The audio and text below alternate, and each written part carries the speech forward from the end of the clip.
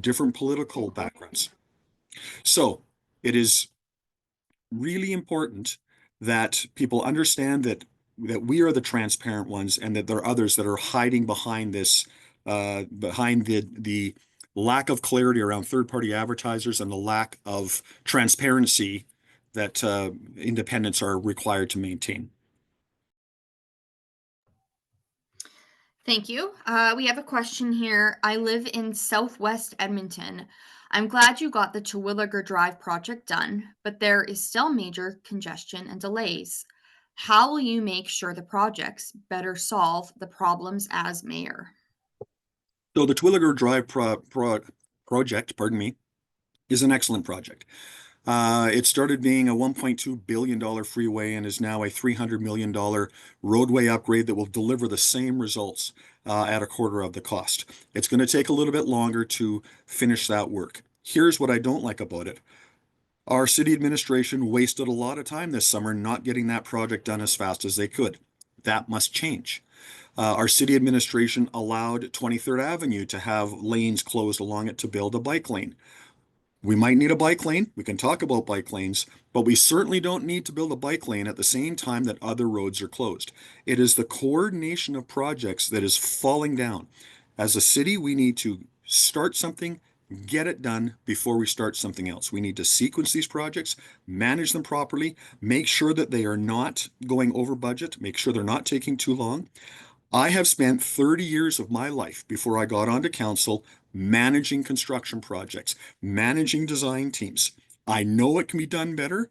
I have asked for and I will ensure that we have an infrastructure committee that is a council committee reporting directly to council that will consist of myself as mayor, 3 councillors, and 3 people from industry, so that we get this construction program under control. So we stop spending so much money and that we actually sequence the projects properly.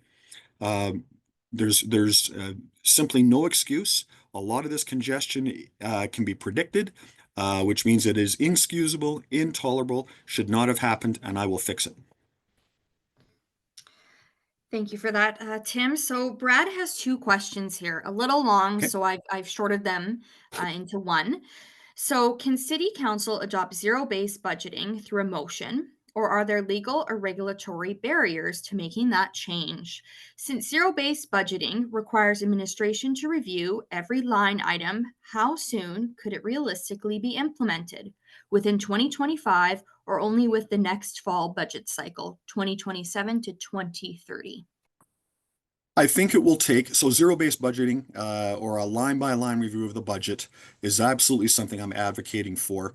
I want that to be done at the council table. We have gone down the road of a few of these things before, and they have not borne fruit because they've been administratively led by our administration. I want effectively a council subcommittee aided by an effective consultant to do that line-by-line review.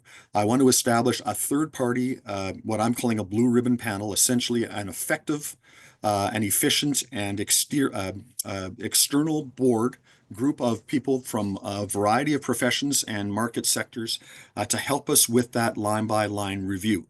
There's nothing in law that restricts us from doing it. What needs to be done, though, is it needs to be done at the council table, and done in that effective way. So the council is actually directing the work and effectively telling administration where things are going to go instead of asking administration what they would like to do. I think it's really, quite frankly, unfair for us to be asking administration to, asking certain people to cut the budgets of other people or cut the budgets of their friends or identify their colleagues to, for changes in the workplace. This needs to be done by council. This is what we're elected to do, is to take control of this, and I want to do that straight away. I see no reason why we can't do it at the council table. Are we going to be able to do it in the first 6 weeks after the election? No. It'll take longer than that, which means it's likely, through 2026 that we're making those reviews, completing those reviews, engaging with the public about the outcomes of those reviews, and ensuring that we have a significant shift in reallocation in our budget heading into the 2027 to 2030 4-year budget cycle. Thank you. And I just want to flag for everyone that this meeting is being recorded. I will be sending the recording out via email and on Tim's social media. So if you have someone that was not able to attend this meeting today, please let them know to keep an eye out on Tim's social media for the recording. Next question here, Tim. What is your strategy on fast tracking construction? So much road construction, yet moves so slow. So I can tell you, I did as a project manager, I did a project at Northlands, and that was the Expo Center construction. That was in a crazy time. That was there during the financial meltdown of 2007, 2008. And yet we were on a very strict public sector budget. You can't go looking for more money when you're doing something at that level. We managed to bring that project in on time and under budget. And I did it by doing two things. One was the reallocation that I'm talking about, the skimming through and scanning through the budget every single day to find areas of saving and take those dollars and reallocate them to lines of that needed to be delivered, lines of service, if you will, or budget lines in that project budget that needed more money. A constant refinement of the budget, a constant refinement of the schedule every single day. In that environment, we had 4.5 million people visit that site a year, 2,500 discrete events, and we didn't lose a minute on one of them. It can be done. I've done it before. This is what I want to do when we talk about our budgets. In terms of, you know, accelerating the work, I can tell you that again on that project, I made it very clear. There are 18 hours of daylight in July, and we're going to use every one of them. And there's no reason why we can't be doing this at the city of Edmonton.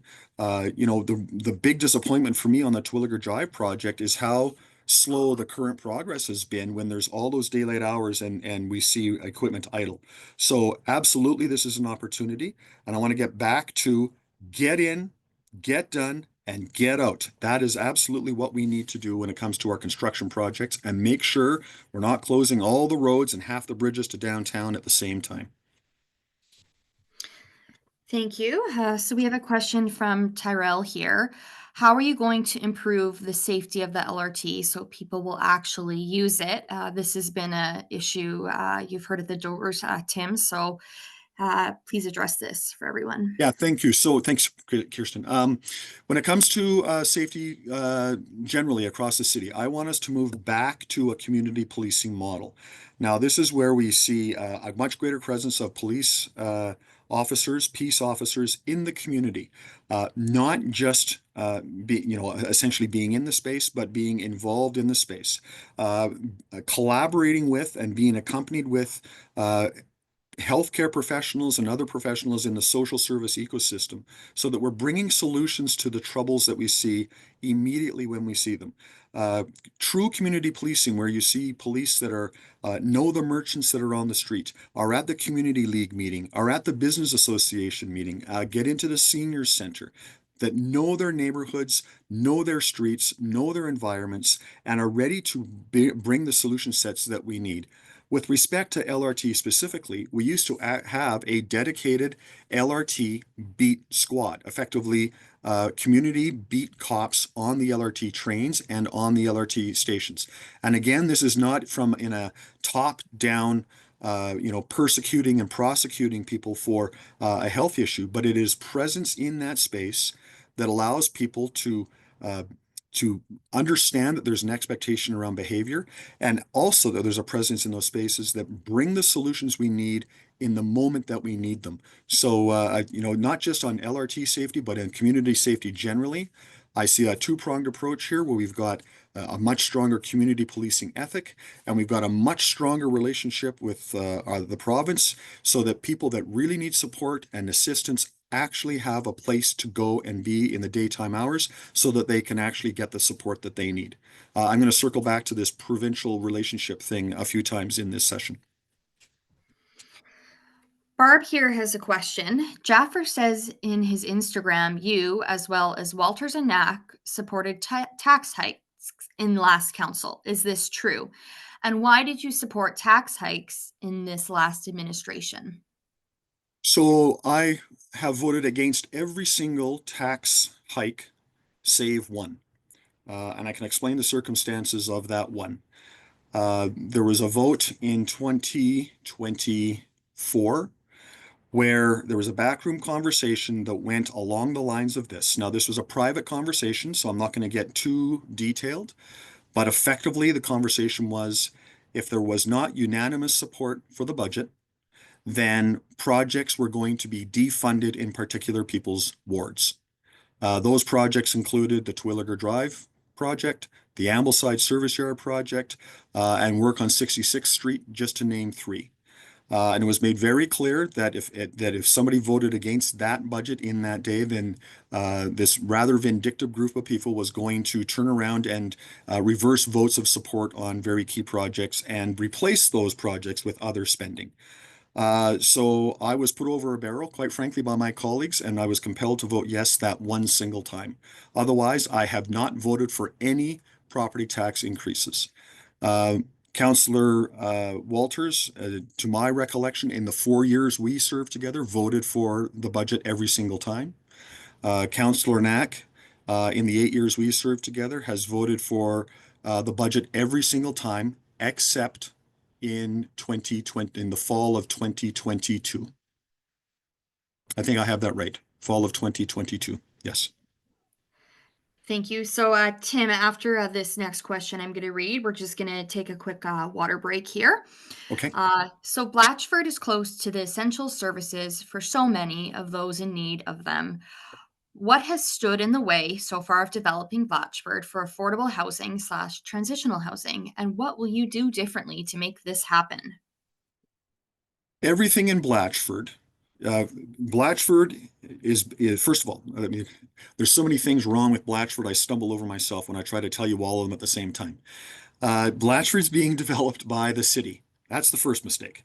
The city should not be doing what others can do so much better than the city can do it, and land development is certainly one of them. Uh, every building in Blatchford is required to attach to a utility. That utility pumps water and underground pipes around that neighborhood to provide heating and cooling to buildings. It is old technology. The technology includes pumps and valves and pipes, all of which require a very high level of maintenance, and all of which, when they fail catastrophically. The idea is that this is somehow an ecologically responsible heating system.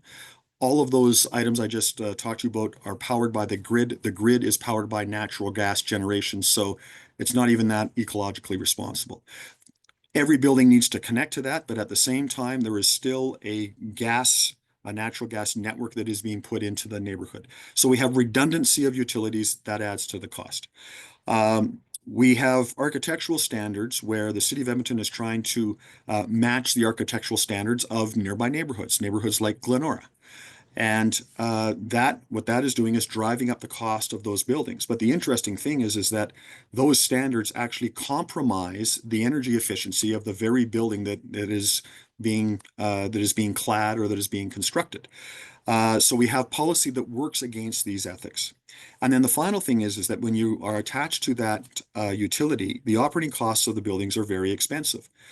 So we're building condominium buildings, where the condominium fees are so high that people can't afford to move into these buildings. And there's at least one builder that is building these buildings at cost, and they still can't sell them because people might be able to afford the building, but they can't afford everything else that goes with the building.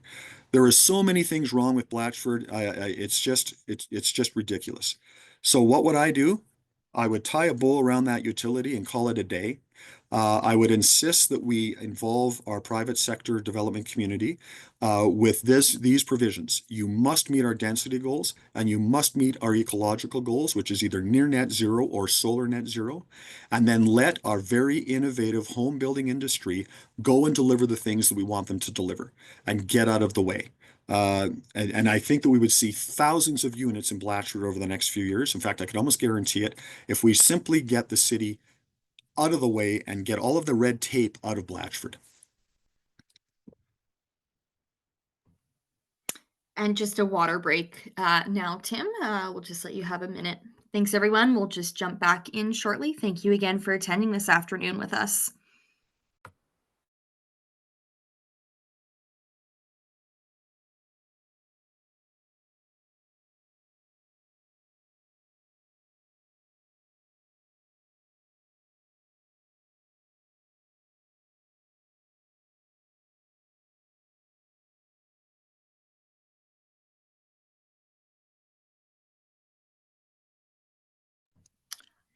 Okay, Okay, thank you. thanks everyone. Uh, we're going to switch back to an infill question here. Tim Stevens says, infill and development for my family is the issue for this election. What is your platform with respect to both infill, single lot development, as well as rezoning for multi unit buildings in mature neighborhoods without accompanying infrastructure or regarding to the former mature neighborhood overlay?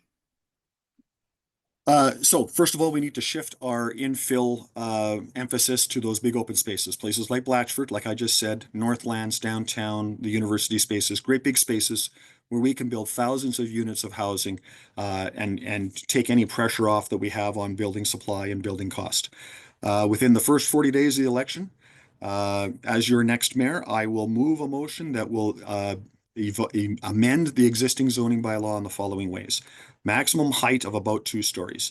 Return the setbacks from the front street and from the back property line.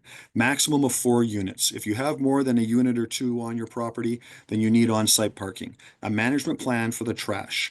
A re-examination of the district plans, which includes community involvement and true actual listening when we talk about community engagement. A shift to emphasis to the arterial roads at the edges of the community, where we expect to see more multi-unit buildings. I want to involve mature neighborhoods in a council committee if we can, so that we ensure that we're doing things for people that they actually want to see done. I alluded to earlier that so many communities feel like things are being done to them and not with them, including infill, neighborhood renewal, bike lanes, construction, etc. We're going to get back to listening to people. Thank you. Question here regarding the Edmonton International Airport. What is your plan to help increase direct flights to major national and international cities out of Edmonton International Airport? So this has been a bit of a challenge, and I think frankly we did a pretty good job of addressing this challenge after the pandemic. Essentially, all of the communities in and around Edmonton, the 13 communities that used to be part of the EMRB, provided a fund that the airport could draw upon to entice those airlines that we're talking about back to Edmonton by reducing their gate fees and try to get them to come to Edmonton, develop a service and see that service being sustainable. And I think that we might have to do a bit more of that. Frankly, we need a little bit of help from our provincial government to stop shifting everything to Calgary. I talked earlier about a provincial relationship and how we so badly need a provincial relationship. We can talk about how we need it for health and homelessness and poverty. We need it when it comes to our roadway network. We need it when it comes to maintenance and renewal of our infrastructure. And we need it when it comes to our economic development plan and our need to attract more economic development to the city. And that means getting the province to stop deflecting everything to Calgary. So our airport needs equal time, equal value, and equal eyesight from the provincial and federal government, and I would absolutely work towards that. Question here from Ashley. Where is the city at with the decision on Edmonton being 15-minute communities, and where do you stand? I don't support the 15 community ethic. This has different interpretations for different people. In the context of this question, I have no time for the 15-minute community thing. No one's going to be restricted to their community. We want to see communities fully developed, have all the amenities so you're not forced, to leave a particular community to go to a library or find an arena. I think that's reasonable. But the 15-minute community where you're restricted, you can't move, or those kinds of things, that has no place in anything that I'm not even thinking about it, not even talking about it. It's not a thing for me. Thank you. Transit safety question. You can't direct EPS though, so how will you, as mayor, ensure that this actually happens? You can advocate and encourage, but that doesn't mean it will happen. Well, as the mayor, you've got a certain amount of influence. We can influence the direction of the police service over time with nominations to the police commission. So there's a bit of opportunity there. But quite frankly, I don't think we need a stick. I think we just need to have a conversation with our police service. Our new chief, Warren Dreichel, comes from a community policing ethic. It's where we met. And I absolutely believe that he wants to head in this direction as well. He has, as to my knowledge and my understanding, he has said that our current challenge right now is a deployment issue, not a dollar issue. And by deployment, he means moving more to a community policing standard. So I think the opportunities are there for us without imparting direction. but simply having a reasonable conversation as as an educated adult trying to get to a table and have an intelligent conversation. Thank you. Can you address the strange philosophy about intentional infill housing versus careful urban expansion? This sounds like a word salad to me. Infill needs to shift to the big spaces in the city. We need to move away from this management by crisis thing, that some espouse to. Particularly my primary opponent, Mr. Knack, is continues to say we're in a crisis. We're absolutely not in a crisis. When you pretend you're in a crisis, then that gives you the excuse of management by crisis, which means damn the consequences, damn the torpedoes. We got to get away from that. We got to get intelligent with our planning. We need to shift our infill to those big spaces. And when we turn to established neighborhoods, we need to talk about established neighborhoods in a what does this place look like in 100 years? How does it evolve? How do we methodically and carefully and deliberately allow neighborhoods that will change over time, change in a responsible and in a way that the people in those neighborhoods really want to see. And I come at it from this way, a typical house will last about 75 to 100 years and then it gets replaced. So as housing stock in these neighborhoods slowly becomes replaced, what should it be replaced with? It sure as hell shouldn't be an eightplex, but what should it be? And let's have that conversation as a community. Thank you. What business and economic investments will you focus on to build employment and tax base in Edmonton? So, a couple of pieces here. We know, first of all, from various public schools of policy that 48% of job growth in the city will come from entrepreneurs growing their organizations from 0 to 10 employees, and 51% of job growth comes from organizations that are growing their employee base from 10 employees and up. That means we need to make sure that the people that are already here, the organizations, the companies, the market sectors that are already firmly established in Edmonton have the confidence to remain and grow in Edmonton. So that means safety, that means getting taxes under control, and that means making sure that they're going to be able to develop a market in Edmonton. So we can talk about what market sectors are already present here. But if we start emphasizing that we need to create a restored level of confidence with the companies and organizations that are already here so that they reinvest, then we're going to see others be attracted to a city that has got those conditions. What I want to do to encourage companies to reinvest is hold their taxes, effectively freeze the taxes of any company in Edmonton that is going to improve its property, that is going to add employees, that is going to reinvest in its own organization and operation. If you're doing that, then your taxes stay where they are now, and they'll stay that way for 10 years and then we'll gradually increase them, 10 years hence when a company is on its feet and can truly afford it. And the same would go for any company that is relocating to Edmonton. This doesn't cost us anything because our tax base is what it is. And if we effectively crystallize it where it is and allow business to prosper and grow in Edmonton, then we're on to something and we'll see people come back to the city. Thank you. And for those who've just joined, we encourage you to put your questions in the chat function and we are filtering through them and we'll bring them forward to Tim. So, next question here regarding bike lanes. What are you going to do when it comes to bike lanes? That construction has not started yet. Like 132nd Ave, all the way up to 121 is now complete. The next part is scheduled to go all the way to 127th Street. Yeah, I'd stop them right now until we have an opportunity to discuss them. I voted against this thing every single time. And I want to first say that we absolutely need a bike plan in a big city, but we don't need this plan. And when you discreetly take an amount of money and put it in its own silo, then a bureaucracy will spend to the limit of that silo, whether we need the things or not. So creating a separate $100 million bike lane program just means we're going to build $100 million of bike lanes, whether we need them or not. And that's what we're seeing.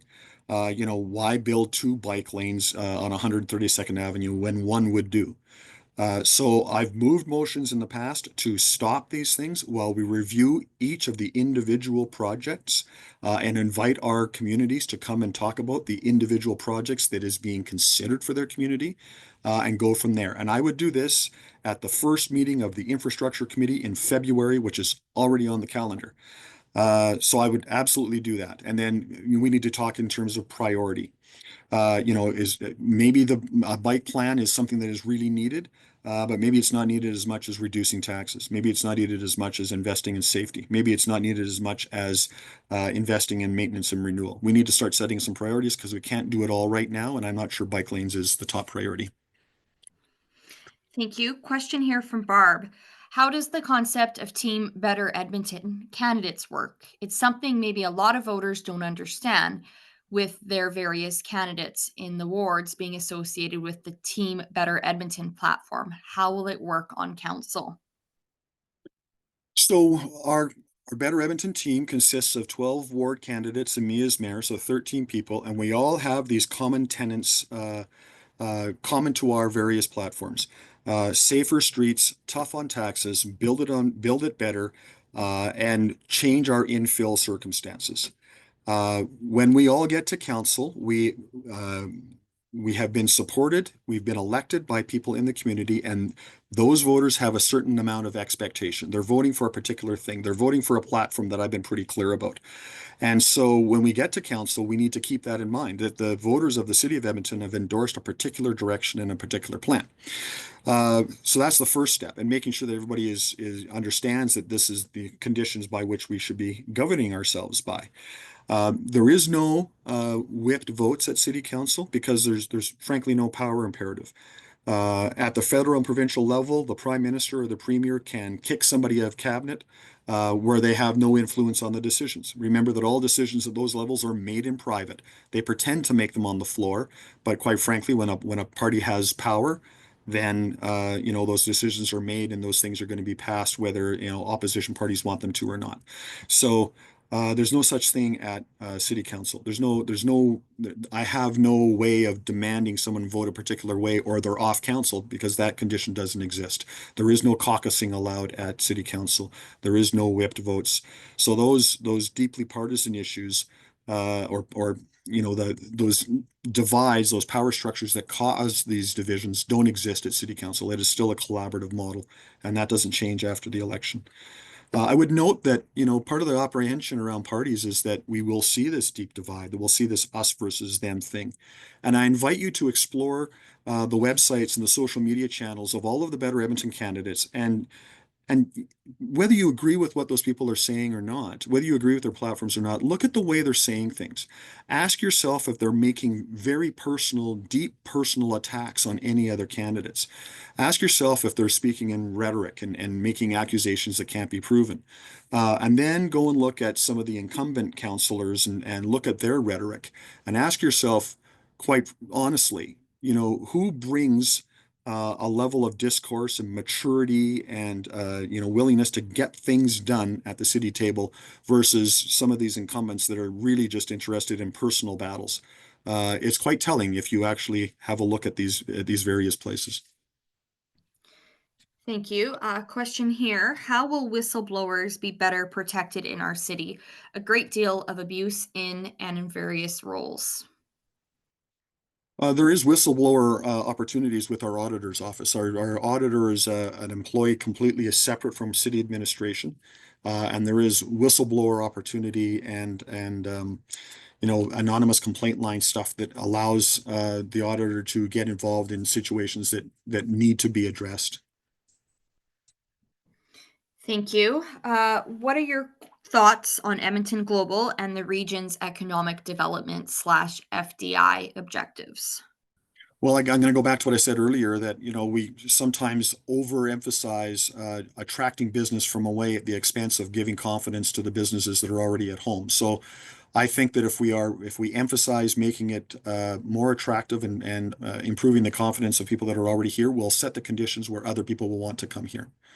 And I'm going to circle back again to the question was about Edmonton Global too. Sorry. I think that there's more to be gained from the money that we invest in our economic development ecosystem generally.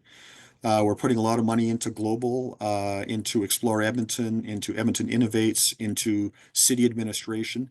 And I'm not sure well, I know for a fact that I'm not happy with the bang we're getting for that buck. So something has to change, something has to improve. What I would like to do is establish an economic table at the mayor's office and gather captains of industry to figure out what the next best move is. I see opportunities like military spending at the federal level, which would allow Edmonton to become a military hub if we leverage our opportunities, and that would be having an army base at the north edge of our city, having 8 academic institutions, having an innovation and technology hub, and being only 2 hours down the road from Cold Lake, where the F-35s will eventually be. There's a real opportunity for Edmonton to be a military hub. So that's one example where we need the right people at the table to go and chase these opportunities and actually bring them to the city of Edmonton. But rather than just sort of having an office saying you're open for business, we actually need a targeted approach to go and find those opportunities and bring them back. And I want to also say this, that part of what's going on here is that like I said earlier, our provincial government is purposefully deflecting things to Calgary. And there's nobody standing up and telling Edmonton our story. And there is nothing more than our premier would like than to see Andrew Knack as our next mayor so that she can continue to keep ignoring Edmonton, so that she can continue to keep putting Calgary ahead of Edmonton, so that she can continue to keep deflecting things to Calgary and leaving us as a bit of the dumping ground for the province. So I really encourage you to think about that. What's more, all of our polls show us right now that effectively Councillor Knack and I are very close in this race, and all of the others are well behind. Either Andrew Knack or I am going to be the next mayor. But if you're voting for one of those other candidates, you are taking away my opportunity to beat Mr. Knack. You're effectively splitting the vote. So if you're voting for Mr. Walters or Mr. Jaffer, you're voting for Andrew Knack. And so you really need to think about that. And that you really need to think about being strategic with your vote. If you want change, if you want economic development, if you want a thriving business community, if you want a safer community, if you want the infill nonsense to stop, if you want your taxes to actually level off and go down, I really hope that you can find a way to vote for me, because if you end up voting for Councillor Knack, none of those things are going to happen. We're going to have 4 more years of the status quo, and I don't know that this city can survive it. Thank you. Next question here. You've spoken a lot about what makes you a strong candidate and what you've accomplished, but every leader has areas to improve. What would you say is your biggest weakness? Oh, there's so many. um, I'm impatient. And I get impatient with the pace of council. I get impatient with the pace of administration. Quite frankly, I'm getting a little impatient with this campaign. I want to get to work. I'm a doer. I'm very much let's go get things done. Let's go have the conversation. Let's get started on the work. Let's get in a room and get out the map and put the dots where all the construction sites are and then wonder why we have so many dots on the map. I'm I'm I want to get things done. I want to get going. And sometimes I got to slow down and make sure that people are coming with me. And that's something that I've been criticized for before, and it's something that I would absolutely work on. Thank you. Question here regarding Jasper Ave. Jasper Ave has been dug up again. I'm reluctant to have money on my south side, money redistributed to downtown. Can you assure me that money collects in an area gets used in that area for fixed up? No, it doesn't work that way. Money is collected across the city, and then we spend those dollars on the highest priority. And effectively, in time, everybody gets their chance. This is how our neighborhood renewal program works, that the most critical neighborhood is the next one to get renewal. It's how capital expenditures work. So, I mean, right now I live in Southwest Edmonton. My point of emphasis was very much on infrastructure in Southwest Edmonton. We've seen a lot of good road work done in the last 8 years. But quite frankly, in my view, the next points of emphasis on a road network, as one example, would be 91st Street, would be 50th Street across the Henday, which connects, down to connect those neighborhoods down across the Henday, 66th Street up in the northeast, We need 153rd Avenue to connect Fort Road to the Henday in the northeast, because we need to build out those roadway networks so that we can rely on those networks for transit, for the movement of goods, and for the movement of people. So, it's picking the next most important thing. There was a reference to Jasper Avenue. I have been talking for years and years and years that the Jasper Avenue work should have waited until the LRT work was done. That fell on deaf ears. I'm very frustrated by that. It's another example of really bad planning. And I will say also about downtown that downtown used to represent 10% of our property tax revenue. That's fallen to 5. We need our downtown back because when downtown is back and thriving, it takes pressure off of your residential property taxes, and that's really important. So while we might collect money and invest it downtown, if we invest it downtown properly, that will take pressure off the money we take out of your pocket. It's a circular investment piece that we need to really emphasize. Thank you. Question here. How will you keep costs of taxes and cities' fees in check for those on fixed incomes? As a senior, we simply cannot absorb increasing costs. So what the property tax system is a gift from the province. It is their law. We have to follow it. We have to do it the way that they ask us to do it. What there is not in that legislation is a means test. In other words, we don't test whether people can afford the taxes we're charging them or not. I would like to find a way to do that.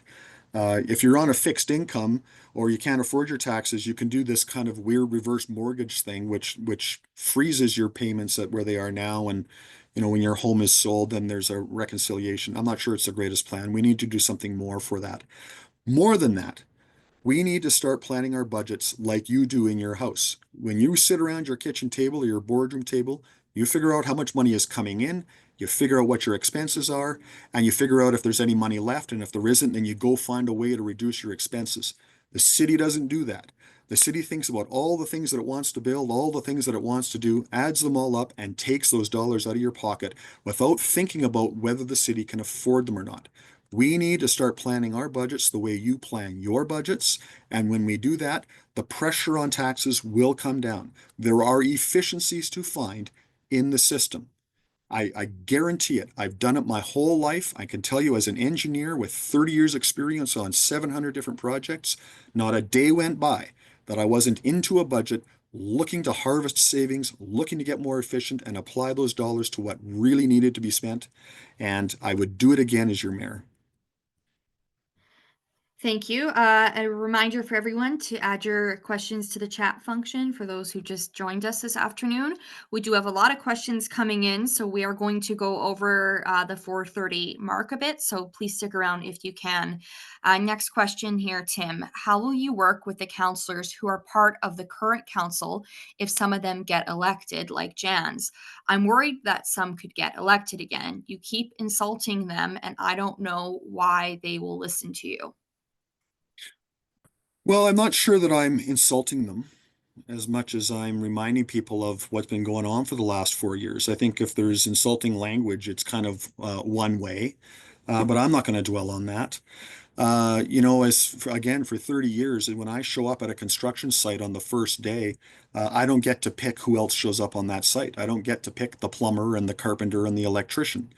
And I can't be bothered with what hockey team they cheer for or who they voted for or what color their shirt is or, how loud they are in the lunchroom. I am compelled to work with whomever shows up. My job will be to ensure that we are focused on the work, that we're focused on what it is we're trying to accomplish, that we're not focused on personalities, that we're not focused on the personalities at other levels of government, that we are concerned with governing the city better.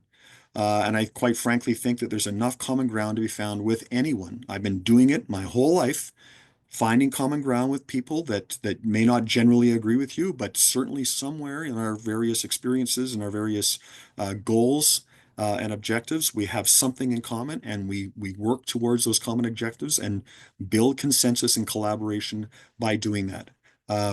I don't see a problem if people are ready to come and do the work. I don't carry grudges. The first time I was elected, I got 44% of the vote. That means 56% voted for somebody else. By the end of that, I had 83% my second election because I did not care who voted for me or who didn't. I didn't care about those personal divisions. I simply cared about getting the work done. And that's the ethic I'll bring to the mayor's chair. Thank you. Question here from Anton.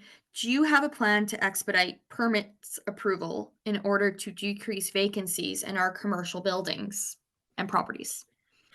We should be looking at every opportunity to convert buildings and maximize the buildings that we already have, whether they're city owned or privately owned. From permits, I want us, there's many different avenues on this. First of all, if we're talking about commercial properties where there is an architect and team of engineers involved, the city needs to get out of the way and do the very minimal amount of work on those building projects and on those permits because there's a team of professionals that are taking responsibility for the safety and the construction of those buildings. We need to get to deemed approvals within 30 to 45 days of an application being made. We need to stop this merry-go-round of comment cycle after comment cycle after comment cycle.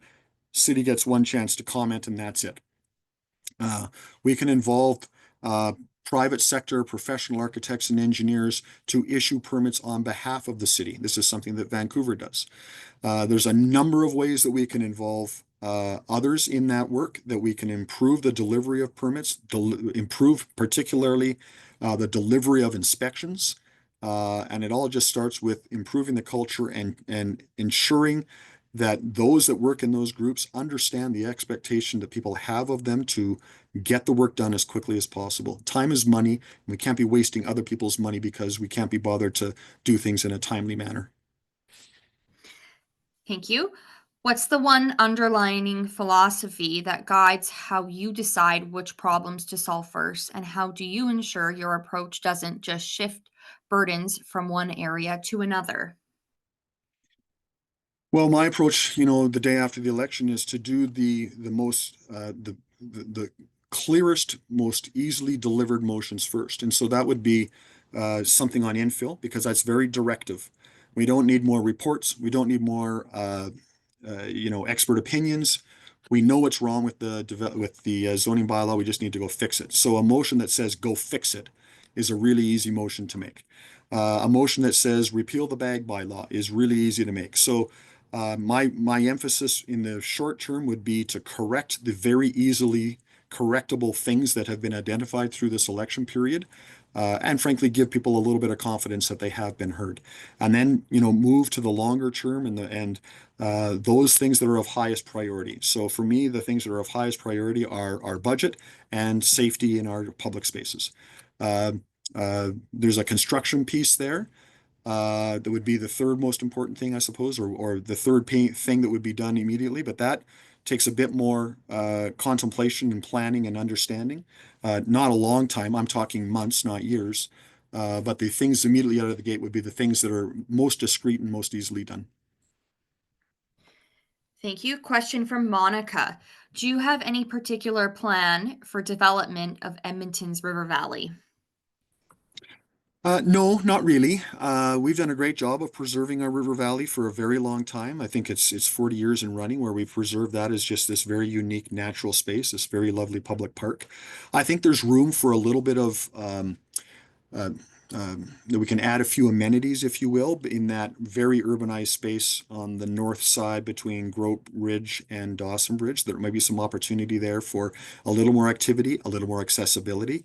But that would be about it. I see the power plant down there as a real opportunity to create that into a very cool people place, for example, that is frankly already there and is already an urbanized place. There might be something we can do by way of an indigenous museum or something in that ilk that tells some of the history of this place, the 10,000-year history of this place. But beyond that, I would like to see our river valley pretty much preserved in its current state. Next question here. Would you welcome permanent supportive housing for individuals with ongoing substance use disorder and a history of mental illness into the Riverbend community, knowing it comes with the risks and concerns that have serious negative impacts for neighbors and surrounding communities, such as Morningside in Capilano? So there's a couple pieces to this. And, I want to say, first of all, that we see that I see, frankly, a real difference in, in different supportive housing um, uh, structures. I'm trying to find the right word, buildings, I guess. Uh, and we have some that are really very responsibly operated that have, minimal effect on the surrounding neighborhood, and others that are not managed very well, like Morningstar. That is a really big problem in the Capilano area that is going to need some set of solutions and some pretty determined solutions. So I would like to, I want to see these things done properly. Aggregating everything in Chinatown is not an answer. We need to find the right answers. What I would like to move to and consider is what other cities are doing in Western Canada, and that's urban reserves. This is essentially a partnership that allows an Indigenous nation to have a piece of property somewhere in the city, have a partnership with the federal government to see, funding support and other supports go to that Indigenous nation, to that piece of property. The federal government keeps the city whole in terms of property taxes, so there's no financial implications to the city. And frankly, because we've got an over representation, a disproportionate representation of Indigenous people in our homeless community, we need to really focus on an Indigenous centered solution. And that's what urban reserves do. And I think that we still have a problem in our community, a problem in our society where those of Indigenous background do not trust effectively the government structures when it comes to healthcare and counseling and those kinds of things. But I think that we enhance trust if we can have a supported Indigenous nation provide those services to members of its nation, but in the city. So I think there's a piece of a solution there that is a compassionate, empathetic solution that leads to really solid outcomes, that does not have an effect on the surrounding neighborhood, that sees those services that everybody's going to need in that place. And then if we can establish some of these organizations, some of these partnerships, then our whole community will be better for it. But it certainly depends on having solid partnerships with the federal government and the provincial government, and with Indigenous partners, which should really be leading this work. We're going to shift back to the infill topic, Tim. Those who live in the suburbs live in areas that are way denser than any of the old neighborhoods that are complaining. Why should we continue subsidize the millionaires of Glenora and Crestwood? So everybody pays into the pot. Not sure there's a subsidy going on. I said earlier that we need to find a way to talk about the capacity of a homeowner to pay.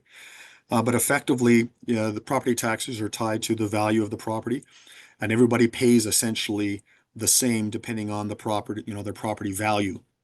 It's not a perfect system by any means, but I wouldn't say anybody is being subsidized. We're building one city, not a whole series of cities. And so what I want to see, I mean, there's a bit of a 50-minute community question earlier here. And what I want to see is, all communities across Edmonton have equitable access to amenities, libraries, arenas, skateboard parks, splash pads, theaters, schools, healthcare. We should all have more or less the same services in all our communities, regardless of how much money we make or how much money we don't make. So I think that this notion that somehow one part of the city is subsidizing the other is certainly not the way it's viewed at the council table and not the way I view it. Thank you. Why didn't council reject the provincial government's decision to force hand counting of paper ballots? If council rejected it, the province would have been forced to do something drastic to council that would have hurt its reputation. So the province, it's important to understand that the province has the right to dismiss a city council with an order in council. Effectively at the drop of the hat, the provincial government can dismiss an entire city council, mayor and all, because cities are governed by the Municipal Government Act of the province of Alberta. It is Alberta law that allows a city council to even exist. If we don't follow their election rules and we use some other set of rules, they simply would not permit those people elected to be on a city council. We are compelled to follow their election rules. There's no way that we can say no. If we use another system, then they just would not acknowledge that we had an election at all. It would be like it never happened. So there's no forcing the hand in this. What I will say, though, is that I've had very clear and forceful conversations with the ministers that I have relationships with. This hand counting thing is stupid. It is probably the stupidest thing I've ever seen a provincial government do. It causes a delay. It's bloody expensive. Imagine what we could do with $5 million that we're spending on hand counting. And I have made that plain, very plain to the people that I've had conversations with.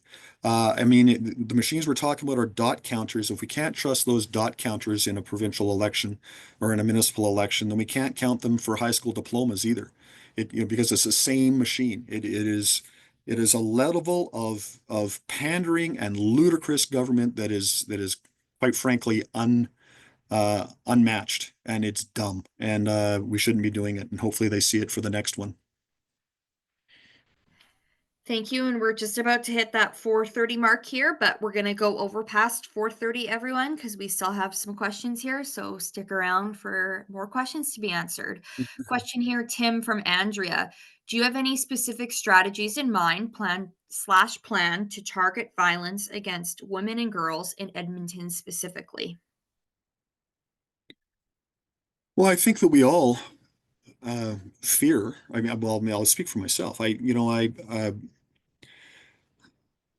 got a daughter, I've got a wife, I've got a mom, and I really worry when they're in public spaces. I've got staff that work for me that I care for deeply, and so I'm always nervous when they're walking by themselves, from our campaign office, or they're walking by themselves when they're catching transit, or when they're waiting on the LRT, or, my daughter for quite a while was traversing from our home here to downtown and effectively doing it by herself. Uh, we need to really emphasize a safer community. Uh, Part of that safety comes from some of the things I'm talking about, which is, a far greater presence of community policing in our public spaces. Part of it comes from more people in those spaces. We have to improve safety, and we have to improve the perception of safety. And when we do that, more people are present, and when more people are present, everyone feels safer. And so, I mean, that would be my point of emphasis. It's just not acceptable how people feel about moving around our city today, and I want to make it better. I never worried for this when I was a kid. My parents never worried about me. I never had a second thought about, having my family here, or starting my business here. And I want to get that back. Thank you. Question here from Jason. What is your position on increased tax rates on empty residential buildings? Uh, so if we're talking about houses and derelict housing, then yes, I'd like to see, and I think we've actually started down the road of a separate tax class for derelict houses, and a similar one for derelict commercial properties as well. Frankly, we should, force it, and we can use taxes as one way. We should force those that have a property in deplorable condition that's not being maintained and is a danger to others, that they remove that property. Thank you. Question here. Have you been working as a council member while being an engineer? Um, Not lately. I did a little bit of engineering work while I was on council in my first few years. Yeah, it's not just permitted; it's actually encouraged. And I'll say it this way: that you know, serving on Edmonton City Council or any municipal council is seen as, at least in the law, is seen as a temporary thing. It is seen as something you do by way of service. You offer your service, in a leadership way to the city. You do that for a little while, and then you return to your career, but you need to have a career to return to. So I did a modest amount of engineering work as I was doing my council work. My council work came first, and I would, do a little bit of engineering on the side. So I did do a little bit of that. And again, that's not prohibited. That is actually encouraged. I never did anything for the city. There was never any tax dollars that came to me through my engineering practice. That absolutely is against the rules, and I have not compromised those rules. I would say though that this is what sets me apart from my competitor. Councillor Knack has really only have a few years of retail service as a clerk before he came to city council. He's a career politician. His ambition, back when he said he wasn't running for council again before he changed his mind, his ambition was to run provincially for the NDP party. So, this is a person that believes in being elected to things as a career. I believe that you need to bring wisdom to these roles. So I worked for 30 years in my own practice and as an engineer and as a professional and as a team leader and as a project manager. And I want to bring that service to city council. And when I'm done in city council, then I would move back to that world. Thank you. Question here from Bruce. What is desired growth for sorry, I'll repeat that. What is desired growth for downtown? Is the amount of development too slow? What is the best metric?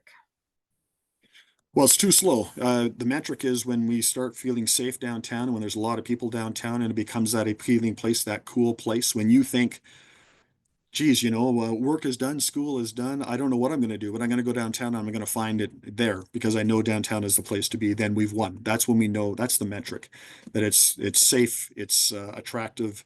We're judged by our downtown, right? Hockey Night in Canada doesn't show a picture of a suburb in Riverbend. It shows a picture of downtown.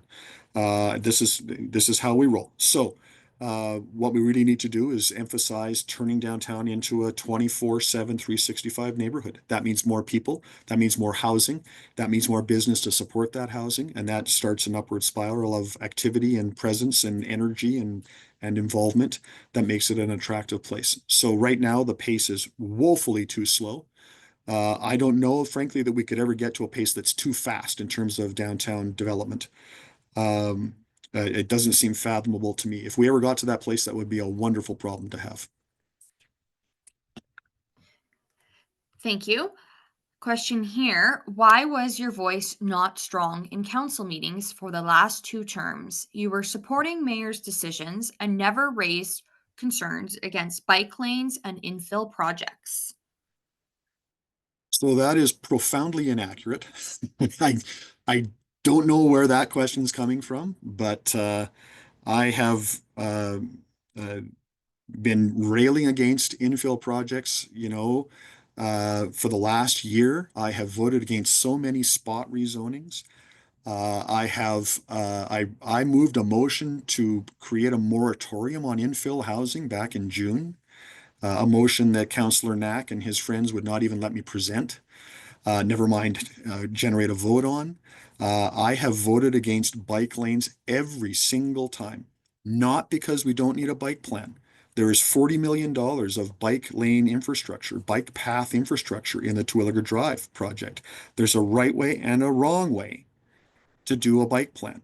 And I have voted against the wrong way every single possible time. So I'm not sure where the perception came from that I was quiet about those things.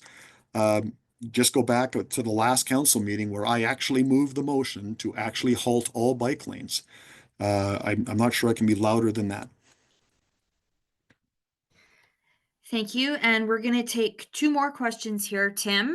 Mhm. So, this question here, I am just wondering if there are any ways to stop the construction of the bike lanes from 132nd Ave and 122nd Street towards 127th Street. They have not started doing construction yet. What are the plans to have the snow removed now the bike lanes are on 132nd Ave and 121st Street? Where is the snow going to go? Will there be windrows? There will always be windrows. This is Edmonton. There's snow, there's windrows. Where are they going to go? That's a really good question. That road has been ruined. Can we stop the part that's not built yet? Yes, we absolutely could. I would move that motion immediately. Stop all, I mean, quite frankly, it's redundant at this point. The motion would be bring all of the bike lane projects to the infrastructure committee meeting in February, and we will examine them one by one and stop the ones that don't make sense. The 132nd Avenue one absolutely does not make sense. That would be one that I want to stop. I know there's a few other councillors on our team that would like to stop it. But here's the thing, ladies and gentlemen. Right now, there are two candidates that are going to be the mayor, either myself or Councillor Knack. Councillor Knack has made it clear we're not stopping any bike lanes. Every time I have voted against bike lanes, he has voted for them. It's bad planning. It's bad money management. It's a bad set of circumstances. It's a bad plan. We know it. He doesn't. If you vote for any other candidate and you reduce my opportunity to win this election, you're voting for Councillor Knack. And I can't say it any more plainly than that. If you want to see a stop to these bike lanes, if you want to see a stop to 8 and 9 and 10% property taxes, if you want to see a stop to runaway infill, if you want an actual working relationship with the province that we require in so many different ways, then I really, really, really need your support. You know, a couple of those other guys are not bad guys. They've got some good ideas, but they don't have a chance to win. And if you vote for them, you're voting for Andrew. I really want you to think about that. We've made this mistake before. We made it 4 years ago. What good did that do us? Please don't make this mistake again. Thank you. And final question here today. Will you fix the bag tax issue? It's annoying at takeout places to not get a bag. Yes, bag bylaw goes quickly, very quickly. One of the first motions. Thank you for that. And thank you to everyone for attending today. We do encourage you to visit Tim's website at timcartmell.ca for more information. If we were unable to answer your question today, we apologize for that, but please email us at info@timcartmell.ca. Over to you, Tim, for closing remarks. Yeah, thank you everyone for taking the time today to participate. I know there's lots of other ways you can spend your time on a Sunday afternoon, so I really appreciate you giving me some of it here. Uh, this is a really important election. I can't emphasize again how important every vote is going to be. This is a pivotal election. It is perhaps the most critical election in a generation, so we really need to be careful about our choices. I want to take this opportunity, that's probably my last public opportunity before tomorrow, to really thank my campaign team, not my campaign team, our campaign team, our volunteers, the hundreds of people that have come out to door knock, the hundreds of people that have donated to our campaign, everybody that has supported us and supported this work. It has been a really remarkable journey. I am so blessed to have so many really wonderful people around me, and I just cannot thank them enough. They are working in your service. I also want to really note Kirsten Klimchuk and Elizabeth Gordon, who have been working with me for 5 years in my council office. They take their commitment to public service very, very seriously. They want to serve you. They have done their best to do the things that you need from them. And I really I can't thank them enough, and I can't thank you enough. Really hope to see you tomorrow night. And please get out and vote for Tim Cartmell. Vote for the Better Edmonton Party. We really need your support. Have a great day, everybody.